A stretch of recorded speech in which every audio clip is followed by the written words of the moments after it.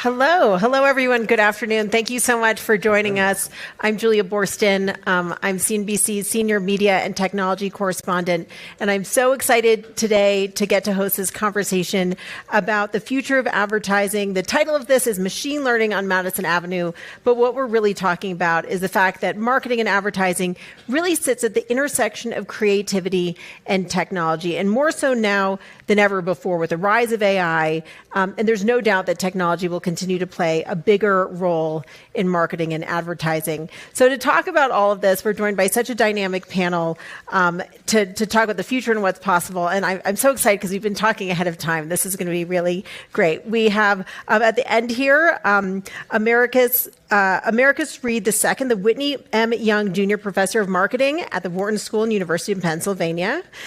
We have Devika Bulchandani, CEO of Ogilvy and Mather, which just won all the awards last week at the Cannes Lion Festival, so she's fresh. Thank you for that plug. And Dustin Kwan, the Chief Product Officer at Viant Technology. I want to start with you, Americus, because you've done so much award-winning work on this idea of identity-based consumer behavior. Yep. Tell us what that is and how also you see technology broadly and social interactions and all these new platforms influencing that behavior and purchase decisions. Yeah, I love that question. Thanks, Julia. I think that for me, I think about when I study identity, I'm interested in understanding how do people form a sense of self-expression through objects, through products, brands, services, organizations, and even things like technology. So I'm really interested in your digital self as it exists out there, and then how that affects the types of things you choose to do or not choose to do and things of that nature. And I can, as an academic, I remember the moment where we were panicked when, as colleagues, my fellow professors ran into my office and said, they're using ChatGPT to do our assignments. And it was a moment where or what are we going to do? Are we going to try to in a draconian way, shut this down? Or is this coming? And what's going to change? And how is my educational landscape going to change? How are consumer behavior is going to change? All of these different kinds of things. So I really believe that in the context of how we navigate our own sense of humanity in deploying these sorts of tools is going to be a very interesting kind of philosophical question, and also a question of how our lives change as a function of these new technologies. So I'm excited to have this conversation today to unpack some of those issues. But then also just to get a sort of definition of terms here, what is identity-based consumer behavior and how has it evolved over time? I just want to sort of define our terms. For sure. Some brands are able to transcend what they do and to become part of who you are. So I want to study that. I want to study the great brands that create tribes such that they are the people who consume, they're not just eating that thing, or they're not just wearing that piece of clothing, they're not just drinking that drink, but they are expressing something about themselves. And they believe that through doing that they are creating this community around the product. And so I want to understand how that works. And I also want to understand how technology plays into that and then affects our subsequent sense of who we are and how we navigate this identity that we're trying to evolve over time in the marketplace. Fascinating. So Dustin, Viant has this AI solution that's all designed to streamline not the creation of the content of the ads, but the distribution of the ads, putting the ads in the right place, ad targeting, and also measurement of how effective the targeting is. Walk us through how your business deploys technology. And I know everyone here who's ever watched streaming video has seen an ad that you've deployed. Yeah. So just at our heart, we're an ad tech company.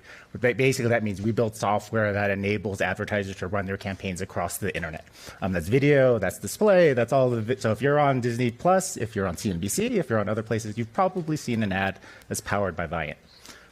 From our perspective, what we've seen is obviously there's a great need for creative functionality, creative efficiency, but there's also, when you think of creating a campaign, it also is something where there's a lot of planning and complexity in it.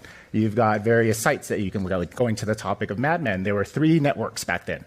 Now you have 50,000 CTV channels. So think of that explosion.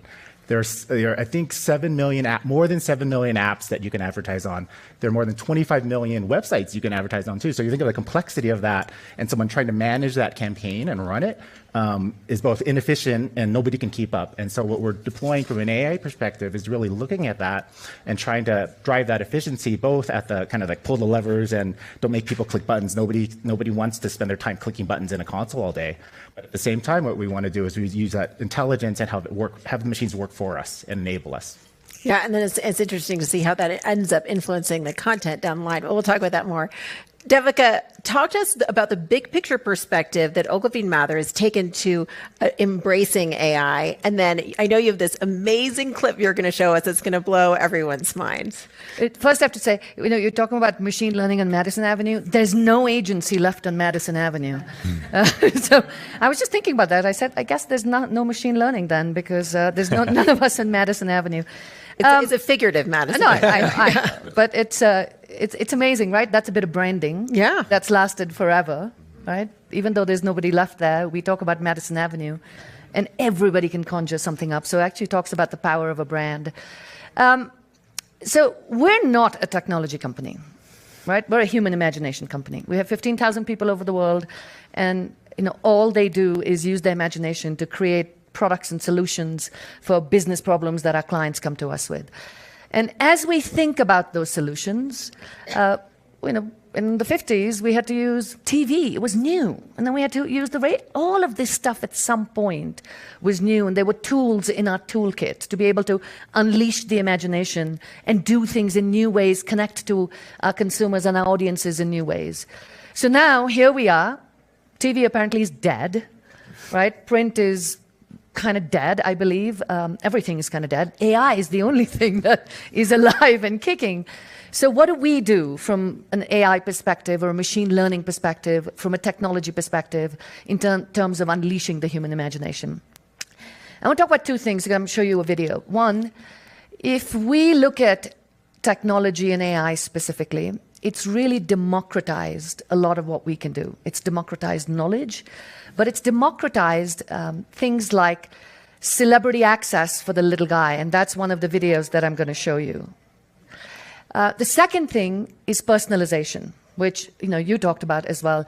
Today, with all the proliferation of channels we have, we can actually reach our audience much more targeted, much more personal, so they feel like the brand's really talking to them as opposed to you being one of many. So here's an example of where we've used technology. Technology is not the star of the show. Technology is being used to do something and deliver some utility, something for a consumer. I have to explain it for 1 second because it is an example from India. There's a celebrity called Shah Rukh Khan. I don't know if any of you know Shah Rukh Khan, but if you know Brad Pitt, he's the Brad Pitt of India. Probably bigger. Probably bigger. Actually bigger. Actually. And we used Shah Rukh Khan with machine learning and AI to be able to do an ad for every small business during the pandemic when they weren't getting business. So without much further ado, let's play the video and then we can talk about it. Big brands have big money to hire famous people, but not the small guys. And they are the ones who are still hurting.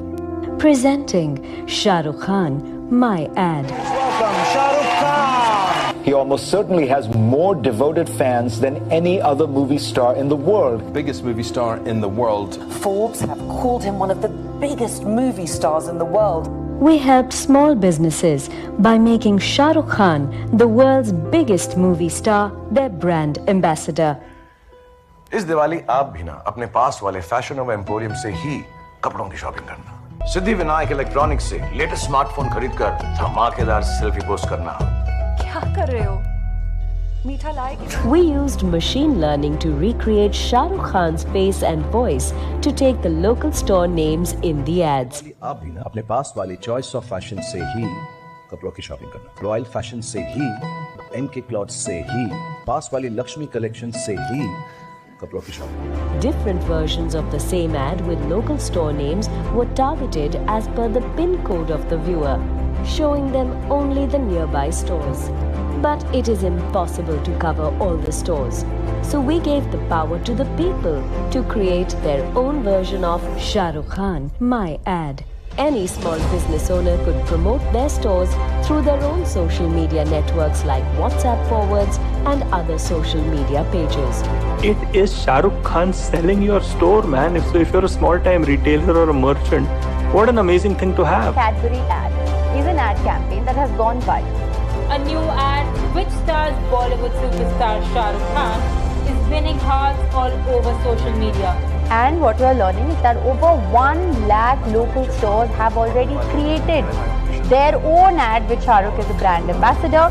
दुकानों के नाम पूरी celebrations के Diwali add में शामिल हैं। सपने में भी नहीं सोचा था कि शाहरुख खान मेरे दुकान का ऐड करेगा। Shah Rukh Khan, my ad. That was so cool. Also, that's obviously the biggest celebrity in India, but can you imagine if actors in the U.S. were doing that? It would just be really transformative for small businesses. So before I get the reaction from the other panelists, Devika, what was the reaction to this? And was there demand for more things like this? Yeah, I mean, we still have every partner of us coming to us to say we'd like our Shah Rukh Khan, which we obviously can't do it because we need to make brands different. But one of the best things I want to share, Julia, is we asked ChatGPT if ChatGPT could come up with Shah Rukh Khan, my ad.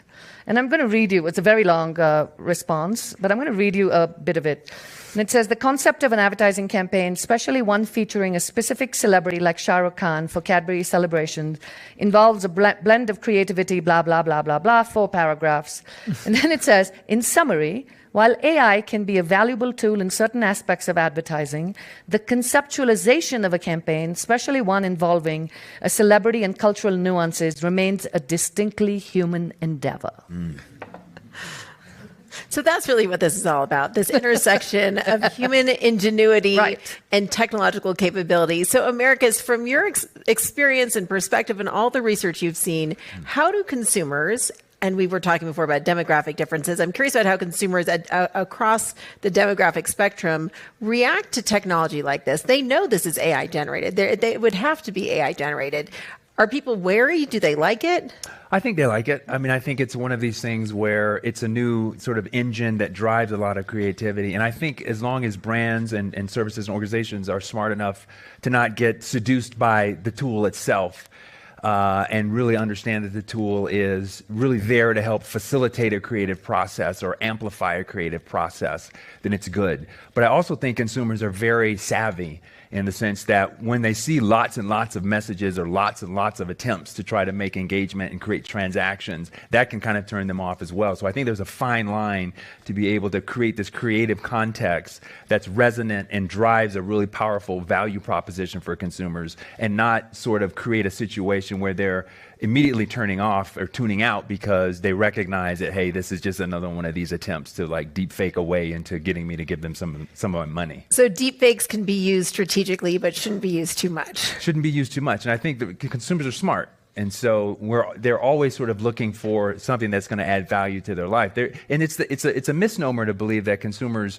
don't like ads. They don't like irrelevant ads. So the idea that you can create something that's very powerful that creates that value proposition that resonates with them, they're happy to hear that, and they're happy to bring that into paying attention to that in already what is a very crowded sort of attentional deficit world. So, which totally makes sense. But to me, the question for Dustin is, this seems like it's going to create a massive amount of ads and more potential content to be targeting to consumers. I think it does. And I do think this is a great example of AI used right? It's with consent. People know it's transparent. You have control over it. And I think that's the key to AI. And I think in the same way, if we start to do this people start doing this in various ways at a broader scale, that same transparency, control, and guidelines need to be there that tech companies need to build in to manage and drive products so that we have the right outcomes for consumers. And I do think that aspect of saying hyper-localization and super personalized ads can be really great. It could also be dangerous in some cases. And so finding those right use cases and when you do that is also important. And when you say dangerous, what do you mean by that? What do you think could be, like, what is seen as dangerous? Is it just overdoing it? Is it the commoditization of this kind of content? Or is it more people feeling like, oh, they know too much about me, this is creepy? I think one of the biggest things is you talk about identity, and as we get more and more personalized, we're showing people more and more of who they are and not actually painting a picture of a diverse world, right? And we talked about that earlier as well. So there's a danger in that, right? We do sit around the TV around Super Bowl and consume a lot of a shared experience around advertising. So if you get hyper-personalized, you don't see anybody who doesn't look like you, who's not of the same belief. We do start creating echo chambers that we talk about, by the way, from a media perspective, but then advertising and hyper-personalization does more of that. David, can I give you this? I can't seem to turn it off. Sorry. Thank you. Good catch. Good catch. I don't know what's Yeah, but in terms of this hyper personalization, Dustin, that's what your technology is all about. You want to deliver the personalized ads. So how do you think about measuring the impact? I mean, a lot of what you do is not just targeting, but also measurement. Give us some examples. I do think that's sort of the conundrum of personalization, right? On the one hand, businesses are businesses. They're there to make money, and advertisers want to drive brand or conversions. And so when you think about that, their goal is not necessarily to think about the social good or social justice of it. Their goal is actually to try to drive the best performance in ways that don't break laws or create negative ill will. From our technology perspective, I do think that that's where there is no clear line. Like if you ask somebody, well, how much personalization is too personalized? You'll get different responses from all of us and probably everyone in the room.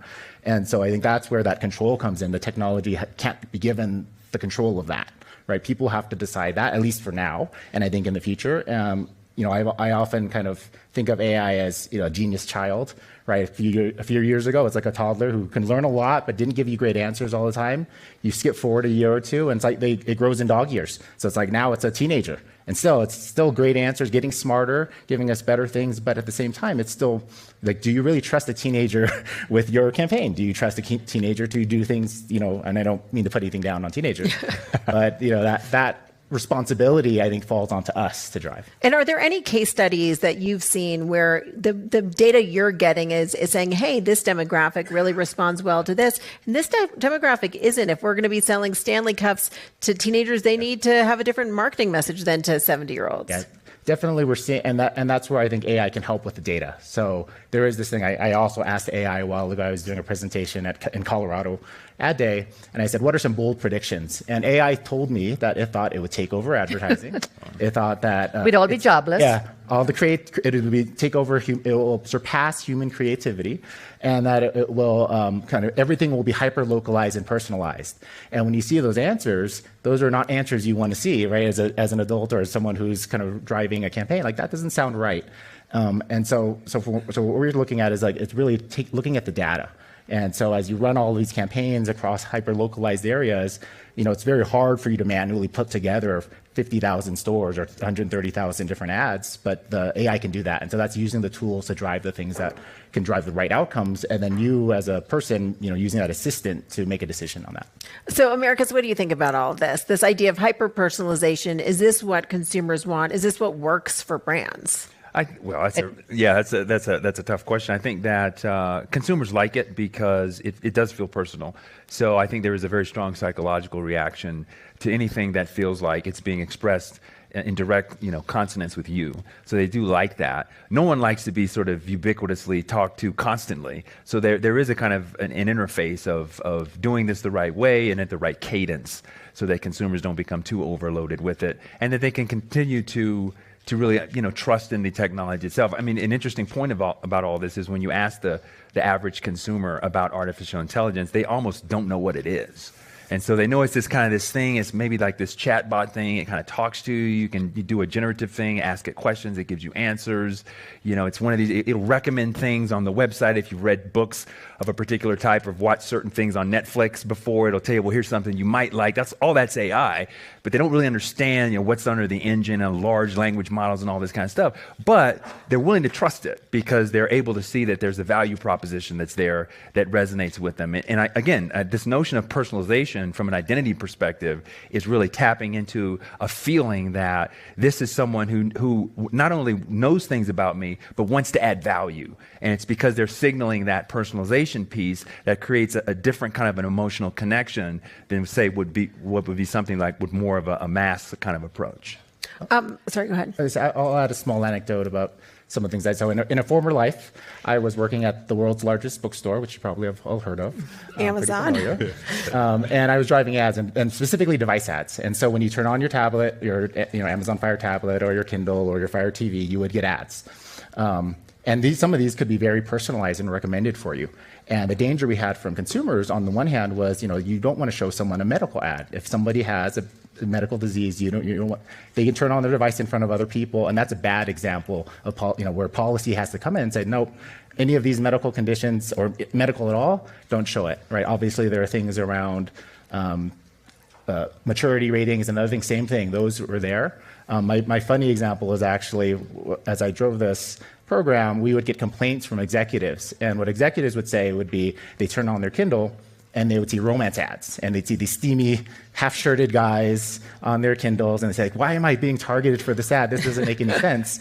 And the answer was, well, somewhere in the recommendations, either you or somebody in your family probably has interest in romance ads, and so we're sending you these ads. And that's the same. It's another bad example. As an executive, you went to a dating website. Yeah. You didn't tell anybody. Or maybe you do like romance ads. We don't know. It's what the algorithm is telling us. And so putting those rules and restrictions, and some of it's just common sense, but a lot of it is we have to set clear guidelines and boundaries so that we don't end up, because what you'll end up is, if you have these gray areas, people will take advantage. And so we've got to make sure that we enable that. Yeah, and we're going to talk about regulation in a second, but I want to go back because, Americus, you mentioned the word trust. And ultimately, all good marketing is based on trust. You trust the brand, you trust that the representation you're seeing is gonna be accurate. And you mentioned something earlier that I think you should share about young people trusting what they see on TikTok or pretty much any platform. We saw something that was a deep fake in this ad. And I think about the election and the risk of election manipulation with potential deep fakes. This is something I report on at CNBC. And I'm wondering if you think there's a risk that if someone's like, that's not a real actor delivering that they won't trust it, and how you see that playing out. Yeah, I think it's a huge point, but I think that's where the transparency piece comes in. And really being super upfront about the things that you're creating, the deliverables that are your outcomes for trying to draw attention into your messaging and things like that. Again, consumers, it's trust but verify. And so the idea of these technologies facilitating better information or more useful information coming into you, they trust that. And then the younger consumers are just much more trusting because they're growing up sort of, in these digital spaces, and they're consuming their news and information on TikTok and other things like that. So we notice in the research that younger consumers are naturally more trusting. But even they have a tolerance to where, if things get too much out of control, too much sideways, they will respond in a negative way. I'll give you an example of, there was a recent study where Dove, we work with Dove a lot, I think was number 5 on, the trust scale, 5th most trusted brand. And it was really interesting. I think it was Google was number 1 and 2 was UPS. And I was thinking about it and going, okay, I can't live without Google. I can't live without my mail coming in. And then there was a bar of soap, right, at the trust barometer. And it got me really thinking about, why is Dove, in a list of things that I can't live without? And if you see what Dove has done, we've actually used deepfake a lot. We've actually used all kinds of sort of technology to reveal the toxic beauty that the toxic beauty standards that social media creates. So we're not using it as a stunt. We're not using it just to get some hype or get some commercial interest for 5 minutes. But it's really being used to reveal something and to jar the audience. And what's fascinating about that is it's in the human interest first. And Dove's business has been growing double-digit, since this. I'm sure you're all familiar with the campaign for Real Beauty. It's probably one of the most famous ad campaigns. So you can use deepfake and you can use these technologies if you do them in the right way, and where the brand is actually living up to what it says and build trust, as opposed to using it in the wrong way. And that's just a great example in my mind of being able to use all these technologies. But it's actually sort of showcasing the power of deepfakes to be transparent. Exactly. Highlight the importance of transparency and honesty. So I see why the bar of soap is up there. Another big issue when it comes to trust with the advertising industry has been questions about privacy. And we were talking earlier about how we're now in a cookieless world and you can't track people with cookies. And that raises questions about sort of the safety of data and personal data. How do you think about data and privacy and cybersecurity in a world where people are getting hacked all the time? I do think that this is where regulation is actually playing a good role. And not just in the US, it's also in the UK and other places as well, where they're starting to look at and understand the challenges with privacy. Because as America said, most of the youth actually have no interest or knowledge of privacy, and they kind of ignore it and they think it's fine. And so I think you have to have these protectionistic laws to kind of prevent some of these things from happening, because there can be so much damage, especially with the rise of AI, where you can hyperscale. You can hyperscale a lot of negativity and damage also. And so, so I do think that's where it really is going to lie. It's going to lie on the regulation side. But I do think that tech companies and all companies, corporations as well, advertisers, in order to protect your brand and protect your company, you don't want to be associated with those things. And so there's an aspect of kind of public pressure and corporate pressure as well. You know, we did a study once on this very issue, and it was fascinating to see people are willing to look at their own privacy as a value exchange, as almost a currency. And I think what's fascinating today is that we think we are getting a lot, or there's things that I'm getting from this world where my privacy is okay to give up. Yeah.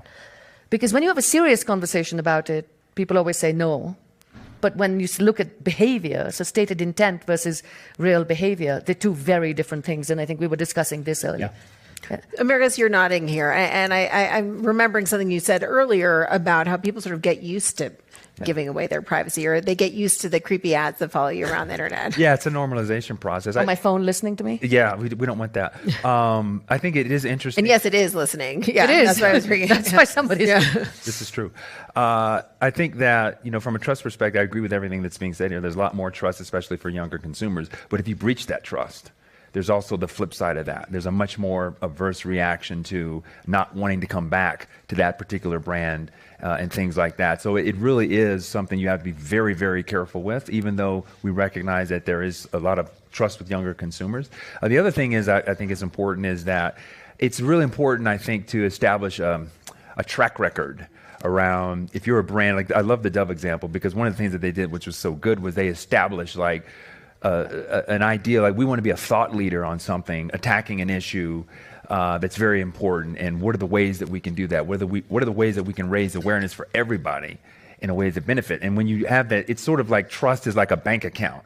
If you're putting deposits in every single day as a brand, a product or service or whatever, then you have something to play with should something go wrong. And so when brand crisis hits, if you've been doing that sort of good stuff and using these tools in responsible sorts of ways, then you can recover much easier because you have built up that goodwill over time. So it's very important to make sure that there are components in place, that these tools are deployed in very responsible ways, and that you're creating a track record about being important about doing that in the right way. I think the flip of trust, though, is we also have a younger generation that's very promiscuous when it comes to, there's lack of loyalty. So the value of actually trusting brands, which in our generation, I think we placed a lot more of it, they don't place the same value on trusting the brand, because they're just generally more promiscuous, and they will, and especially because of connected commerce, and today I can buy from anywhere, anytime. They just experiment a lot more. Yeah, and then also just the post-pandemic piece is driving a lot of people toward asking the question of what's important in my life, and what are the things I can get rid of in my life. And some of the brands that didn't develop those stronger kind of relationships fell by the wayside, because when people had this sort of self-awareness moment of, you know what, I want more experiences, I want more things that are richer in my life, and if you're not on the cutting edge of figuring out how to create those relationships, you're probably going to be at a pretty robust disadvantage. The concept of trust reminds me to segue to the question about regulation, because a lot of the state-by-state regulations around AI, and we're seeing so many regulation proposed bills pop up across the U.S. different, which is creating a patchwork issue for the tech giants, which is problematic. But a lot of them are about transparency, labeling use of AI in ads, making sure people understand what they're seeing has been manipulated. And I'm curious how you see regulation impacting your work, your world, and if you think that it could be beneficial, or is it inevitable, or is it just part of the process? I think very positively. I think very positively of kind of privacy laws and changes as well. The big challenge is that if there are no controls, people will do what they want to do, and there are always bad actors that we know that are out there that will do some of those things. Yeah. And so for me, I think it actually helps us, because as someone who drives an ad platform, or who our customers are advertisers and marketers, we want them to have highly performing good campaigns. We don't want to have creepy campaigns or falsehoods in that. And so enabling our customers and putting out the rules, which also level the playing field, I think, for a lot of people is a very positive thing. I share your view. I'm very sort of optimistic and hopeful that, and we need it. We're going to need some sort of regulation so we set the right standards and don't have the bad actors. But also importantly, at the end of the day, it is an existential question for humanity too, right? These issues that we're talking about are not just in advertising or Madison Avenue, they're much bigger.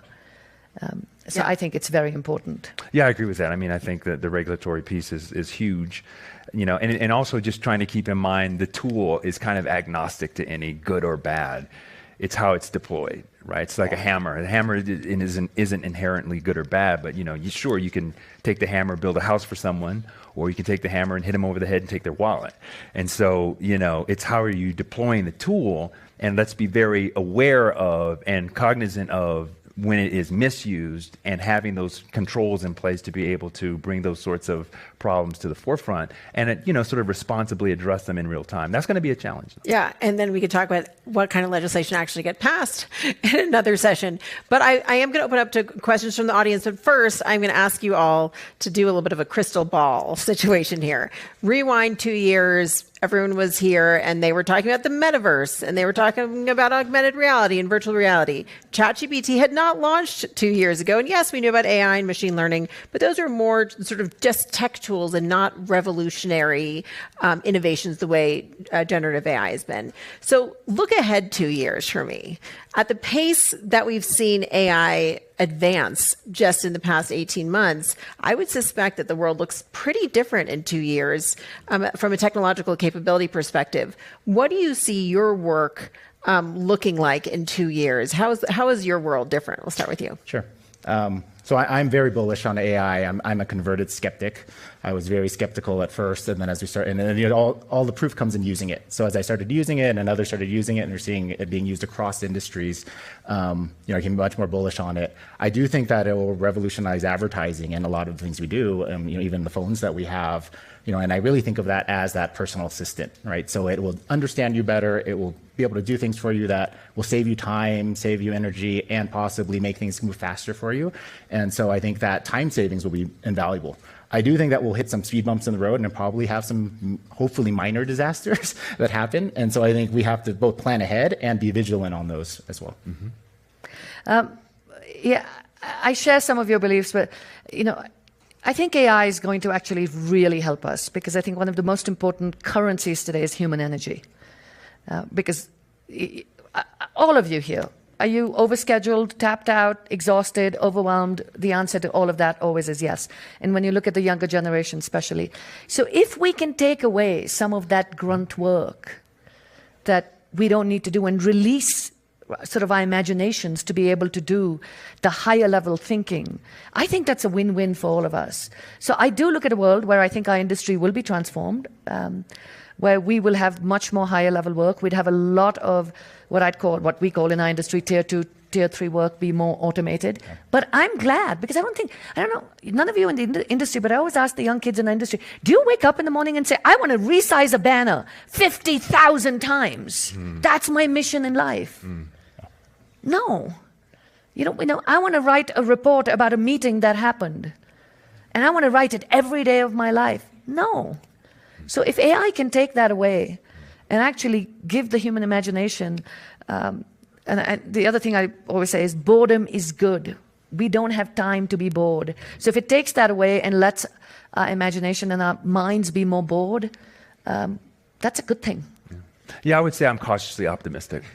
Oh, you were telling me we were too optimistic. Yes. I just have to pay attention to the dark side. And there's a great film called Her with Joaquin Phoenix and how you can get pulled into this technology and removed from humanity. I'm worried about that a little bit. I agree 100%. There are certain types of things that are very well suited to be automated, but the human spirit really is about many times like being in a place like this with the physical energy and interacting and engaging. I mean, pretty much we could get this information from the device, but it's very different when you're actually sitting with people and having these real-time conversations with real brains that aren't artificial. But we'll have more time. We will have more time. That I agree with, right? Because time is the most precious resource, and when when it's gone forever. So I think there is kind of this double-edged sword. I pay attention to the dark side because I'm always nervous because many times the science fiction writers get it right. So when they say, if I'm watching a movie from Ridley Scott or James Cameron and these guys say over and over and over again, be very careful about letting these types of intelligences get too, powerful. I'm paying attention to that. So the question then is job losses. I'm moderating a panel tomorrow about the workforce in this new tech-driven world. Do you think that this is going to result in meaningful job losses for the industry? I think our industry from a job perspective will shapeshift. And I think a lot of industries will shapeshift. New industries will come up. We're going to need more people who know how to use AI. We're going to need more people. We're actually developing a tool right now where we have a whole technology group, which we didn't have.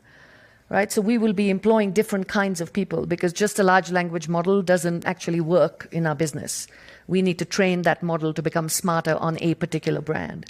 So we now have technologists, and we're acquiring companies that we wouldn't have thought of acquiring 10 years ago. So I look at it as shape-shifting. Are some jobs going to go? Yeah. But different ones are going to emerge. Yeah. No, I agree with that. Sorry to interrupt. 100%. I think that, I was thinking about having a conversation about creativity and how does this tool, and the human spirit is what's important, right? The notion that you're not going to be able to move away from. You need the idea, you need the craft, and you need the strategy. And you're always going to have some human oversight to be able to sort of craft that. So some jobs will go away, obviously, but others, it will force you to be better at what you do. Because if what you're doing is not really adding value and can be done by some automated algorithm, then you're going to get exposed. So it'll be like the true talented people will really be able to take these tools, and you should be jumping on it as quickly as possible. Take these tools and be on the cutting edge and on the forefront of amplifying what it is that you do so that the net loss in jobs is positive. Dustin? The optimist in me wants to say that we'll have job shifting and that we'll up-level jobs and roles. I think like with every new technology and every change, it does disrupt. And this is very disruptive, right? And if you even think of the simple things that we've added over the years, a calculator, now you don't have to do math, right? You have computers now, you don't have to, you're getting rid of travel agents through some of these sites. And so I think there will be changes. I can't say I have the right crystal ball on what those will be, and I hope that they will drive more. But I do think we have to, in that same way, we have to be cognizant that this will eliminate some roles. And that change will be impactful for those people. And how do we hopefully retrain or educate in the right way? But I think that I'm kind of not sold either way yet. Well, Larry Summers just said that AI will replace IQ but not EQ, which I thought was really interesting. So on that note, I'll open up to questions. There's one right here in the front. This is for Devika. I love everything that you said. I think it's absolutely on the mark. But I sense a but. No, there's just I can feel it. No, there is no but. It's actually an expansion of what you have been saying, which is as these tools make your job cheaper. Yeah. That also means that you might not need such large. You have one of the largest advertising agencies in the world. Maybe you don't need such large advertising agencies, and your agency will break up into very different components. That's what I was thinking. Have you thought of that? We have thought about that. Again, I have no idea if this will happen, but there's a possibility where we will become much more of strategists, conceptual creatives, right? But we also have a production company. I think that'll double in size, because they'll do a lot of the automated, again, tier 2, tier 3 work. And what you call a pure agency will have just much higher level thinkers, conceptual creative people who come up with the ideas and the technology then enables us to make it. That's a very possible scenario. There's a question back here. Hi, I'm a citizen of Cherokee Nation of Oklahoma, so I want to turn back to tribalism that was mentioned earlier. one of the things that has been a common discussion throughout this week has been fraying of the social fabric. If we're hyper-personalized in our ads, and ads are regularly reinforcing our images of who we are and our identity as individuals, how do you stop the natural factionalism and tribalism that is reinforced by the technology that you're deploying? We talked about this. We actually talked about this a lot earlier. Do you want to take this shot? Yeah, sure. I mean, it isn't a matter of I don't believe either or. So I think two things can be true. I think we can have a world where for certain types of utilitarian things that would add value to your life, that personalization can play a role in making things better for you. At the same time, get outside and talk to people and be a human.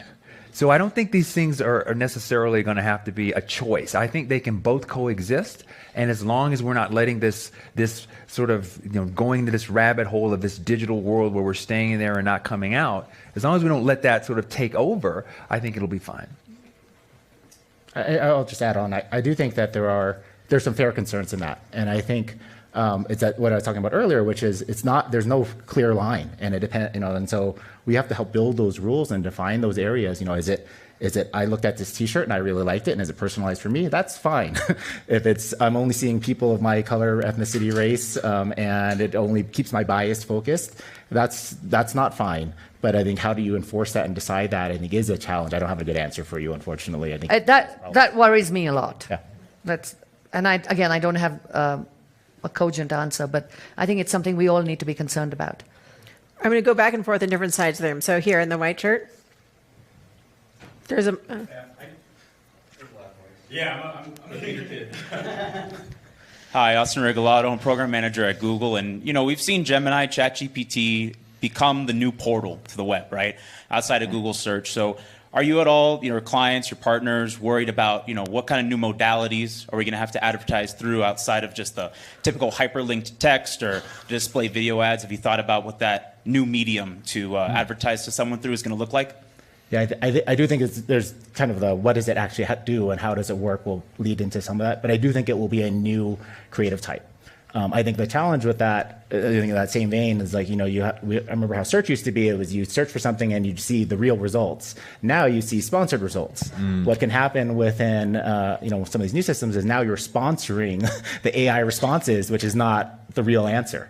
And so I think in that same way, that transparency needs to be there. This is a sponsored result. This is what people are pushing towards you, but here's my first answer outside of that. And so, just to answer your question, I think there will be changes. I'm not sure. It depends on the modal that is it voice, is it visual, is it video that AI plays in. But I think that will be a part of the new economy of AI with advertising.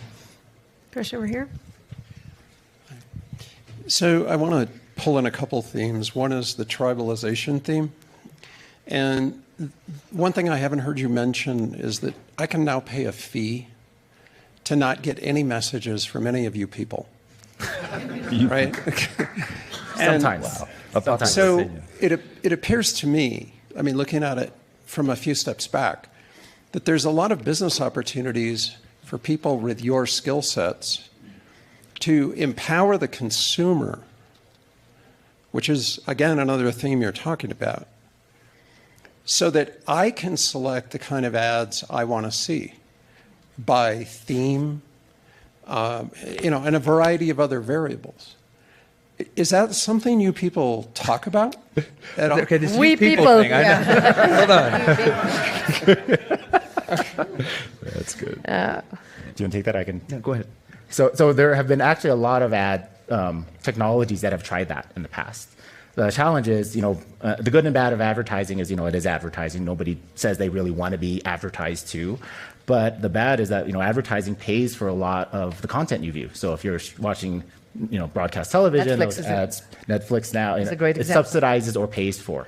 And so I do think that there should be options for you to pay your way out of it because that subsidizes the cost of the content you're consuming. But I think that what hasn't shown to work in those kind of selection models is one, like the selections are also usually very small. It's like the people who respond to ads and click on the I don't like this ad button. It's the macro percentages.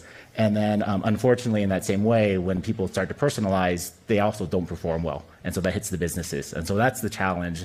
I won't say that it's the wrong idea or the wrong thinking, but I think the challenge is that what ends up happening is those businesses who are allowing that or enabling that start to lose revenue, and then they go out of business. We haven't found a perfect solution for it where it works in what I call the human interest and the commercial interest.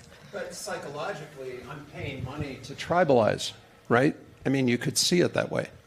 I'm paying money to tribalize. Well, I mean, what's interesting is if you look at Netflix and the initial rise and success of Netflix was people who didn't want to or weren't going to see ads, didn't want to see ads, but there was a limited audience for people who want to pay to not see ads. And now we've seen every single platform, whether it's Netflix or Disney Plus, introduce an ad option for the rest of the world, which would rather pay less and see ads. So it's fascinating. We have so many more questions to get to here. Over here in the red. Thank you. Hi, my name is Scott Martin. I live here in Aspen, fortunately. Skied 156 days last year. I'm jealous. Well, I'm going to... Can we swap jobs, please? I write occasionally for the Aspen Daily News, but I'm really a direct response copywriter. That's what I've been doing. Direct marketing has been my world for the last 25 years. And so there's a David Ogilvy video, We Sell or Else, which is all about... It's all over our walls, yes. Direct marketing. I've helped companies on teams sell tens of millions of dollars of stuff, products, services, using direct marketing principles, foundations, and direct response copy. I've seen the copy, the direct response copy that ChatGPT and other things produce. And it is junk. It wouldn't sell anything. It kind of sounds good to somebody who doesn't really understand direct marketing, but it is raw junk. Where do you see AI going in direct marketing, the world that I live in? I'm going to just answer your question a little broader first, which is copywriting, just for a second. I was talking to one of the best copywriters who exists in our industry today, and I was saying to him, I said, and he does not like any technology, doesn't want to use it, and he said to me the other day, he goes, Dev, you won't believe it. I start everything with ChatGPT. And I literally, this was in Cannes last week, and I literally fell off, I was like, you use everything, you start with ChatGPT? And he said, it is junk, but it gets me to the first 50% of what we all do in any case, which is junk, a lot quicker. And so I thought that was really... Is he a direct response copywriter? He's not a direct, I'm saying copywriting in general, right? But I thought that was really interesting. He said, because even the human sort of ability, the human process of creation, the beginning of it is you're just getting the junk out, right? And all creatives in our industry will say it. It's like the first idea is never the best idea, right? The second idea is never the best idea. You have to see rounds and rounds of work. And I thought that was a fascinating thing. So he said, I get to that junk 50% just a lot faster, right? And then so I've saved a lot of time, and now I actually have the time to make something great as opposed to deal with all the iterations that you need to get out. I don't know, I haven't spoken to a direct response copywriter on this issue, but I will and get back to you. But a lot of people, by the way, what we are seeing from the people who are using it is that they're getting to things quicker because the human process creates junk too. I thought that was just fascinating when he said it. I'll add a couple of comments to that one. I've been using the phrase 2 heads are better than one, or 2 sets of hands is better than one. It's a co-pilot. Yeah, and the only difference is now it's a computer or AI brain or AI hands that are helping you along. For your specific question, what I've seen, or we're starting to see across AI, is that you're not using ChatGPT for creative copy. There are very specialized tools, and all of them have their own niche. Some are for creative, some are for copywriting, some are for direct response, and I believe those will get better over time, especially because they're specialized and they're learning from others in the space. And so those might be the tools that you might think about looking at and using as your second set of hands or brain. And I'll give you another example. What we've been doing to get the things that we need to do to be better, or David Ogilvy proof in this case, is actually training large language models, because they're just generic bit of information. That's what ChatGPT is. Right? So how can we actually use machine learning, and how can we use our own algorithms, our own technology to train these models to be better at doing things. So we've developed something called a brand brain, an audience brain, a performance brain, a channel brain. But these are very specific things that are not based simply on ChatGPT, but they use large language models as a base and then build on it. I'm not going to explain a bit of it because it's complicated, but that's helping us get to what we need to be more brand proof, or what I call has brand integrity. And to use your example, it'll have direct response integrity because we're training them to do that. We literally have 30 seconds left, so if you can ask a question that has a maybe one-sentence answer, that would be fantastic. I'll try my best. So I have a question about kind of what he just asked. After you, typically in the creative process, that junk phase is very important because a lot of innovation comes out of that.